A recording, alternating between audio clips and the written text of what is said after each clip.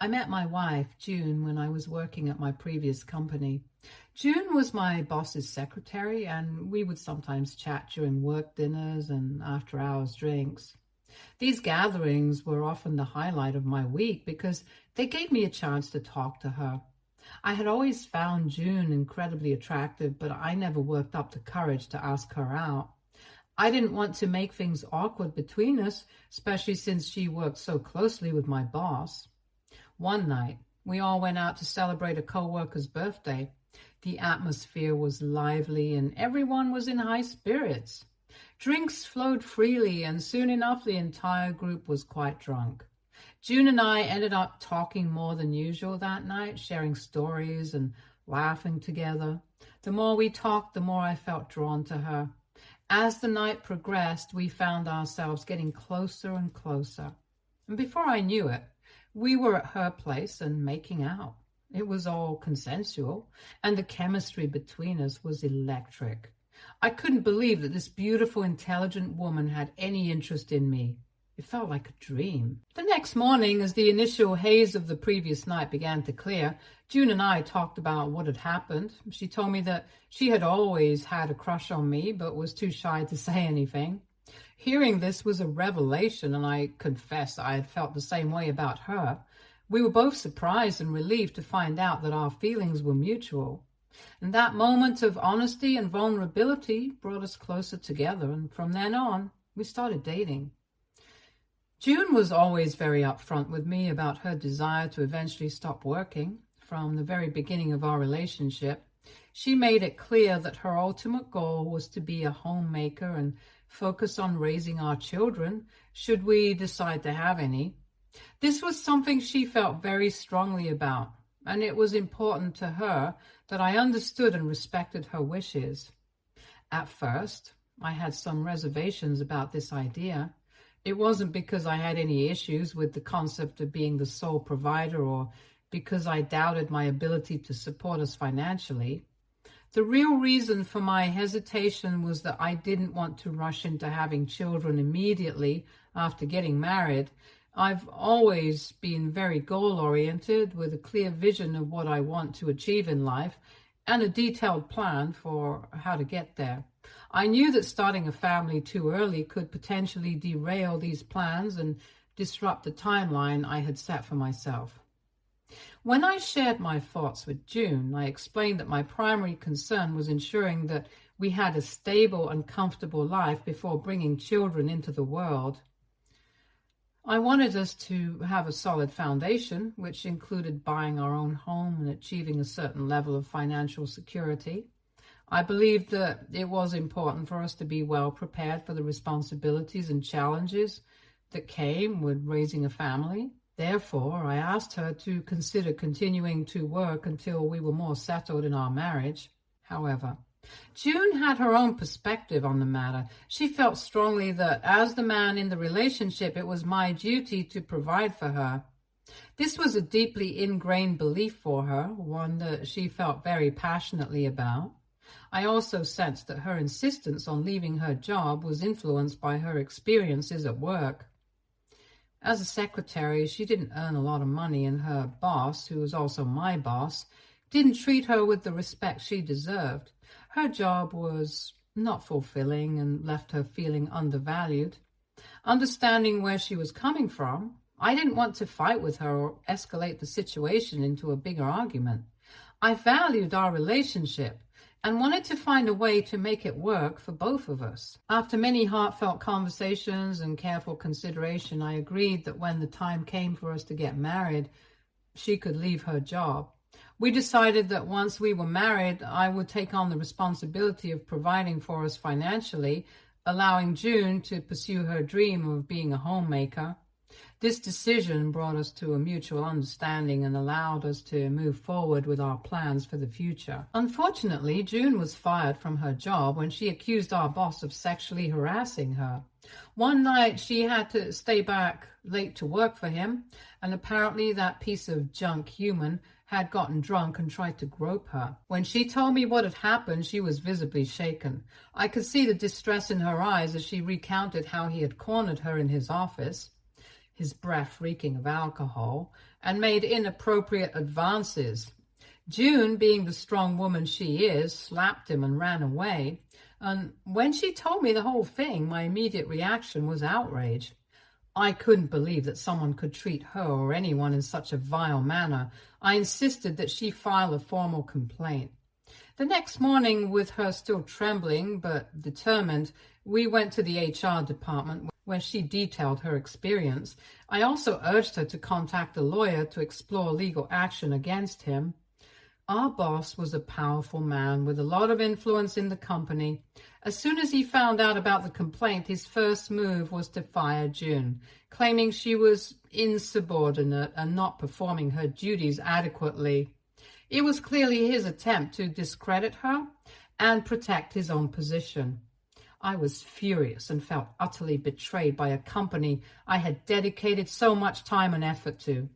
Seeing June's distress and knowing that staying at the company would mean working under such a corrupt regime, I decided to resign immediately in protest. I didn't want to be associated with a place that would protect a sexual predator. I wanted to stand by June and fight this injustice with her. We found a good lawyer who specialized in workplace harassment cases. The legal battle was grueling for the next couple of months, filled with numerous depositions and confrontations with the company's legal team, who were doing everything they could to paint June as a liar and the troublemaker. It was disheartening at times, but we never gave up. June was incredibly brave throughout the entire process, and I was in awe of her strength and resilience. In the end, justice prevailed. June won her lawsuit and received a substantial amount of money as compensation. The truth came out, and our boss was exposed for the predator he was. Not only was he removed from his position, but his wife also left him after the scandal broke out. I heard that he ended up having to pay a lot in alimony and child support.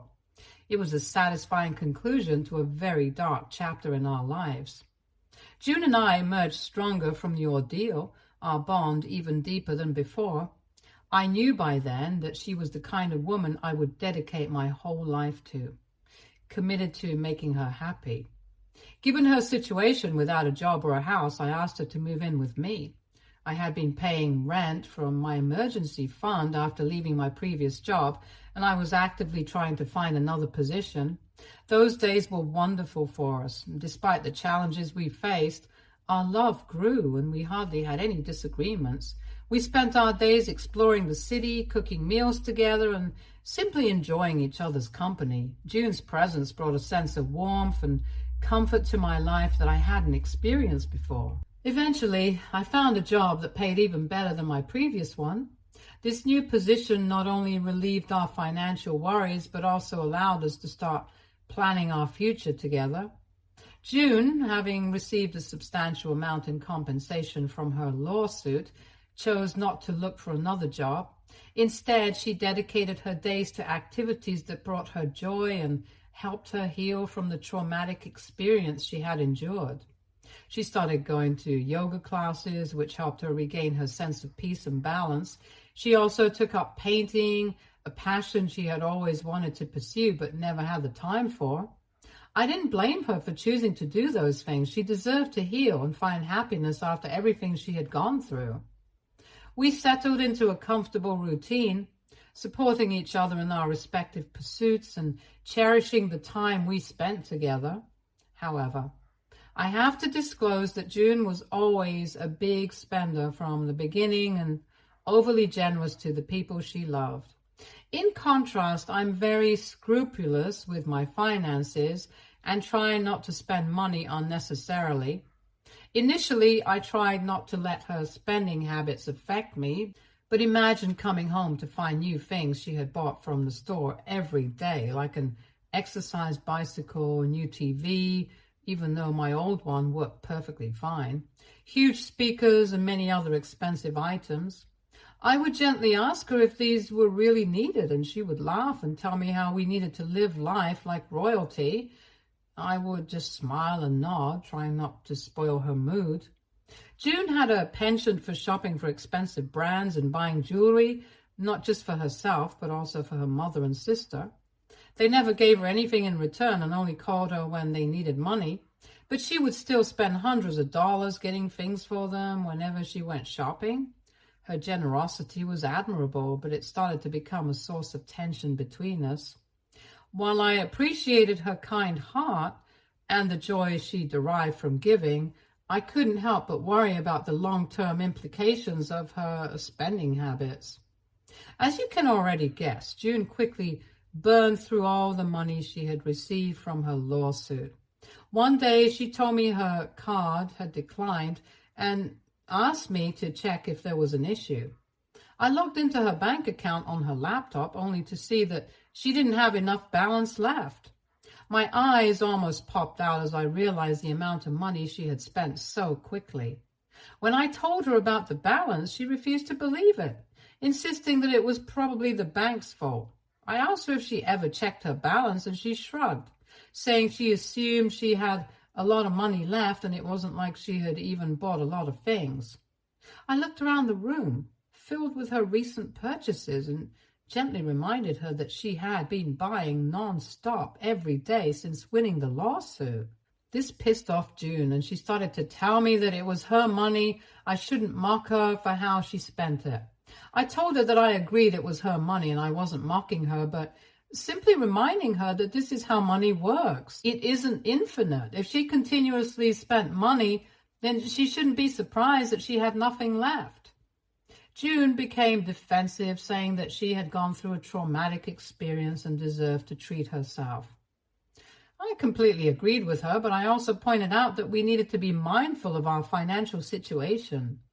She couldn't rely on a one-time settlement to sustain her lifestyle forever. I explained that I wanted to support her in every way, but that she needed to plan for our future and be responsible with our resources. I understood that it would take time for her to adjust her spending habits, and I was ready to support her through that process. I encouraged her to look for a job, but she did try to resist the idea at first. June had become comfortable in her routine, and the thought of entering the workforce again was daunting. However, I had to be honest with her. I explained that I couldn't manage the rent and other expenses on my own, especially with the added cost of her weekly yoga classes. I stressed that we needed to share the financial burden, and it was important for her to contribute some income, even if it was just a small amount. It was a difficult conversation, but eventually she understood the necessity. June finally began to look for a part-time job. It wasn't easy for her, and I could see she was struggling with the transition. But she persevered and eventually found a position. The income she brought in wasn't substantial, but it helped alleviate some of our financial pressures. Meanwhile, things were going well in my career. I was progressing steadily in my career and felt optimistic about my future prospects. As months progressed, our families also met and spent some time with each other. The positive interactions between our families gave me a sense of security and confidence about my future together with June. Hence, after some time, I decided it was time for us to take the next step.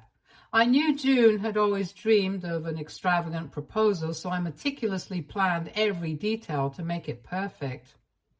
I wanted it to be a memorable moment that she would cherish forever.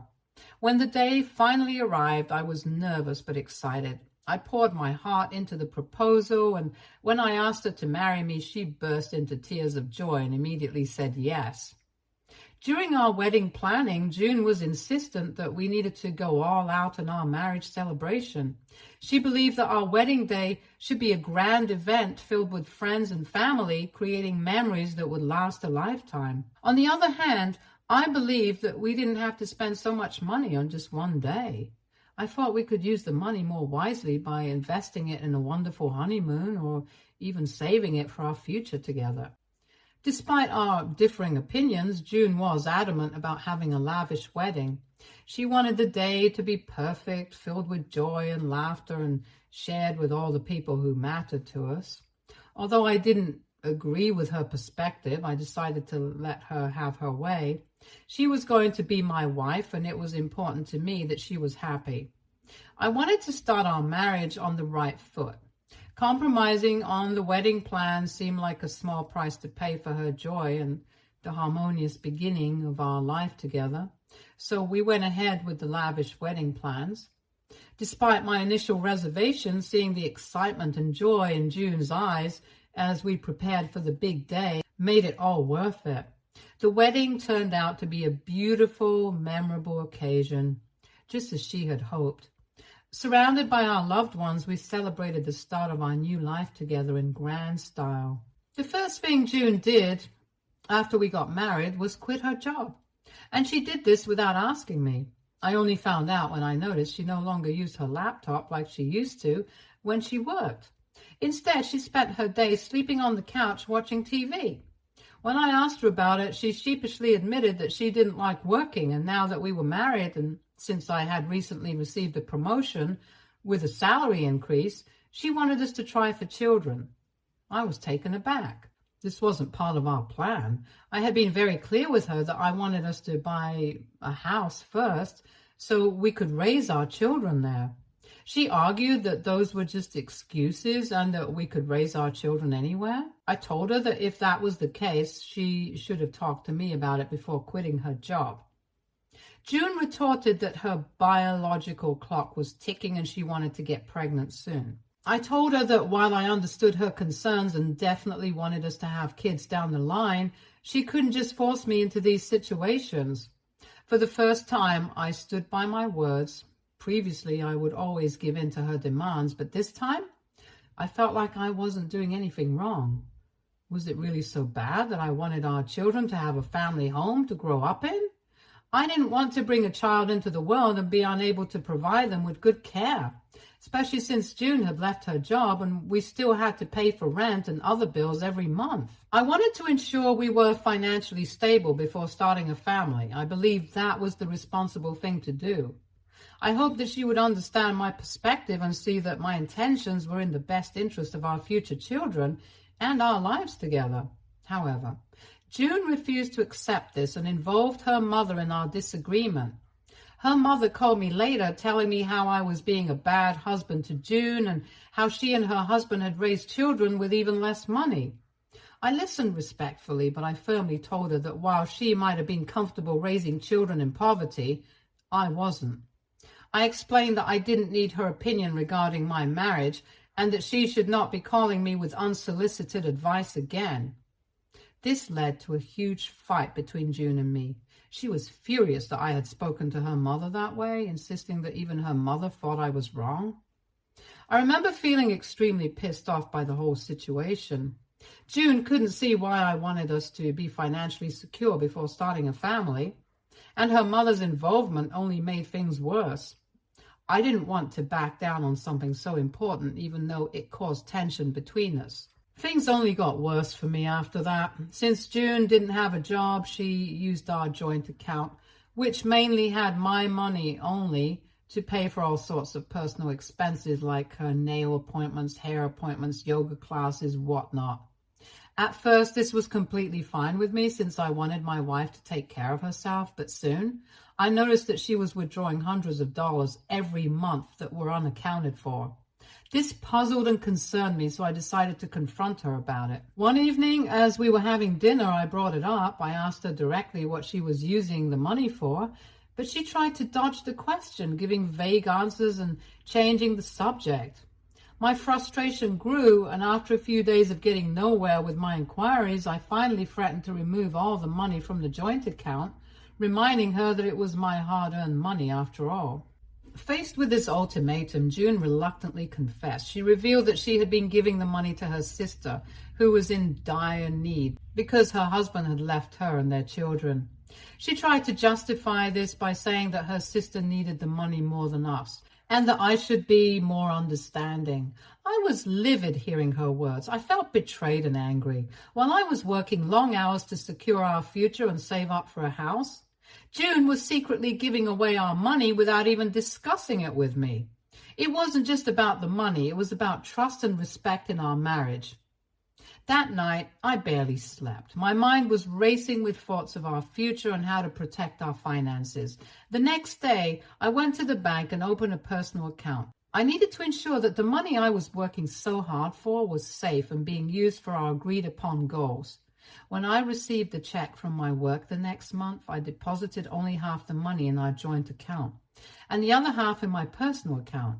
When I got home, I told June that I had received a pay cut because my company was downsizing. She was surprised but didn't suspect anything more. If you're wondering why I didn't tell her the truth, it's because I knew the way she would react. I didn't do this to hide my money from her, but to save it so we could eventually buy a house, just like I had always envisioned. I was just ensuring a stable, secure foundation for us. This decision wasn't easy, and I knew it would cause more tension between us when it would be revealed, but I hoped that June would be more understanding towards me then. Over the 5 years we were married, I managed to save enough money to buy a house. I was excited about finally being able to provide us with a stable home, a place where we could start a family and build our future together. I had planned a special evening to break the news to June, envisioning her joy and surprise. However, before I could share this exciting news with her, I received a shocking revelation. A friend of mine called and, with a heavy heart, told me that his wife had seen June making out with their gym instructor. June had been working out at the gym for the past couple of months trying to get more fit and toned. She often came home late, explaining that she was out with her gym buddies. I never suspected a thing. Apparently, my friend's wife also went to the gym and sometimes worked out with June. When my friend told me about what his wife had witnessed, I felt completely numb, as I couldn't believe it. He made me talk to his wife directly, and she recounted the entire incident, describing exactly what June was wearing and where she had seen her making out with the instructor. Given that they both knew my wife well and had even come over to our place for lunch several times, I had no reason to doubt their sincerity. Listening to his wife, I felt devastated. The vivid details she provided left no room for denial. Both my friend and his wife apologized profusely for being the bearer of such terrible news. He felt awful about having to tell me, but he believed I deserved to know the truth. Despite the pain and betrayal I felt, I thanked him for his honesty. It was a harsh reality to face, but I appreciated their courage in telling me something so difficult. That night, my excitement about the house was overshadowed by the crushing realization of June's infidelity. The plans I had carefully laid out for our future didn't matter anymore. I was left to grapple with the heartache and decide how to move forward from his betrayal. The next day, while June was in the washroom, I decided to check her phone. What I found confirmed my worst fears. There were numerous explicit pictures and messages exchanged between her and her gym instructor. My friend's wife had been right all along. With undeniable proof in my hands, I confronted June. As expected, she reacted like most cheaters do, denying everything. She became defensive, insisting that there was no truth to my accusations. But after a long and heated argument, she finally confessed. She admitted to seeing the instructor behind my back, but then tried to justify her actions by claiming that if I had listened to her and made her a mother, she wouldn't have been so bored at home with nothing to do. Hearing those words, I was overwhelmed with a mix of rage and hurt. I wanted to slap her so hard, but I closed my eyes and restrained myself. I told her that she had chosen to give up her job and do absolutely nothing while I supported her for all these years. Now she was trying to shift the blame onto me for her infidelity. During our argument, I revealed that this was why I had separated our finances and had a personal account. I explained that I didn't trust her with money before, and now, after this betrayal, I didn't trust her with my heart either. It was the most painful truth I had ever had to voice, but it was necessary. The realization that the person I had loved and supported for years could betray me so deeply was heart-wrenching. The dreams I had of a future together in the house I had worked so hard to save for felt shattered. June was beyond pissed when she found out that I had hidden such a huge thing from her for several years. She accused me of lying and hiding my finances from her, even going as far as to claim that I had been financially controlling her all these years. This accusation was laughable since I had given her everything she ever wanted. In her anger, she announced that she no longer wanted to be married to me and threatened to come after everything I owned. That week itself, June moved out, and despite the devastation I felt, I knew I couldn't give up. I had to protect myself and my hard-earned savings. I found the best divorce lawyer in my area. In my state, if a spouse cheats and you can prove it, then you're not liable to pay alimony. Since we didn't have children, I had nothing more to worry about.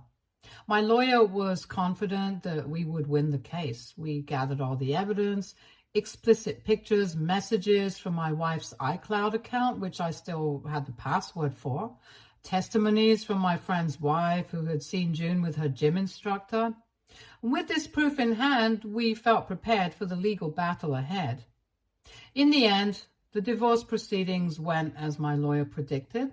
The evidence of June's infidelity was undeniable, and I was not held liable for alimony. June was pissed that she couldn't get anything, and she and her family continued to harass me through text, telling me how I was not a real man and that she was going to find someone much wealthier than me. I blocked all of them and decided to concentrate on my job. Regardless of my divorce, I wanted to secure my own future, so I started doing that by first finding a house for myself. I found a beautiful property that was to my liking and within my budget. However, it needed a lot of interior work. It wasn't an easy process to transform it into my dream home, and a lot of sweat and tears went into it, but the entire process was worth it in the end. When my new house was finally ready and I decided to celebrate with a housewarming party and invite close family members and friends, it was a joyous occasion filled with laughter and good food and heartfelt conversations. After so many months of hard work and emotional turmoil, it felt cathartic to gather with loved ones and share in the excitement of this new chapter in my life. As the evening progressed, someone suggested I say a few words. Standing among the people who cared about me, I couldn't resist making a light-hearted joke. I said, I always pictured buying this house with my significant other. Guess fate had other plans. Now that I'm single, I can finally decorate it exactly how I want. No arguments about curtains. Everyone chuckled, appreciating the touch of humor. Little did I realize that such a casual remark would reach my ex-wife. June contacted me from an unknown number explaining how she had heard from others that apparently I had planned to buy a house for her and asked if it was true. In response, I admitted that yes, at one point I had intended to surprise her with that news. However, I also shared with her that I had discovered her infidelity before I could share the news and that it had ultimately led to the end of our marriage. I went on to explain to her that this revelation shouldn't really come as a shock to her since buying a house had always been part of my plan. That's why I had been diligently saving money in my personal account. June then replied, accusing me of being deceitful and a coward for not informing her that I could have bought her a house, claiming that if she had known, she wouldn't have gone through with the divorce. She went on to write that she wished we were still together. Her message made me cringe so hard because my feelings for her had long since faded. I wanted nothing to do with her. I let her know that I have moved on from her and wished her nothing but the best. Despite my clear stance, June continues to message me sometimes, expressing regrets and sometimes even professing her love for me, which sometimes makes me feel guilty. AITA for not giving my ex another chance. Update 1. I can't help but laugh at some of your comments. I'm glad that no one wants me to get back with my ex, and I would like to clarify I have no intentions to do so either. It's just that I felt guilty because of her manipulations. You are right. I will block her so I won't have to interact with her further. I am happy in my life, and I'm glad that we got a divorce. At least now I won't have to worry all day about saving money, since no one's going to spend hundreds of dollars from my account on useless expenses. Stay tuned for more stories from our